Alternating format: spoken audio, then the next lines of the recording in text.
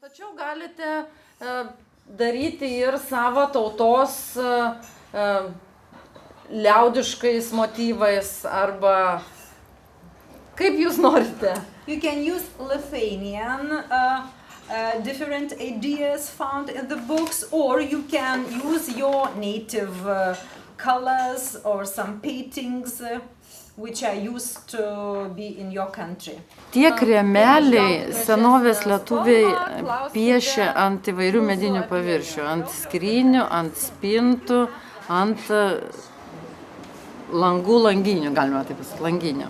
Traditional Lithuanians used to paint not only on wooden frames, they used to paint on chests and various wooden surfaces. Okay? 6, 7 and 8. Aš siūliau jiems pasinaudoti lietuvių liaudies motyvais, raštais ir koloristika, bet jie galėjo naudoti ir savo tautos. They're using both ways. They're using traditional Lithuanians and the knowledge they know already.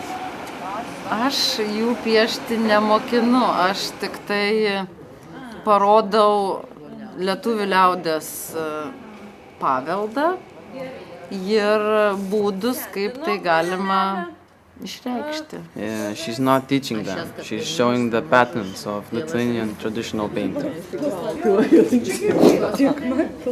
Manau, kad kiekvieno žmogaus individuali saviraiška yra svarbi.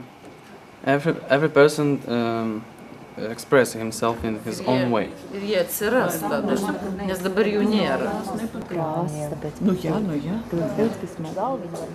Aš pradedu nuo piešimo pieštukų. Mes mokomės grafikos pagrindų, tada mokomės pasiruošti paviršių ir po to jau tapyti. At first, they are painting with pencil. After that, then they are using graphics, and after that, they paint on the surface. Taip, jie bus vežami į paskutinį susitikimą vasarį Bauske ir po to galės pasiimti savo. And they are painting them to the next meeting. In Bausk.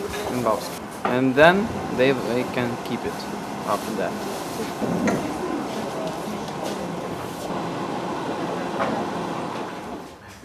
So, very good. Okay.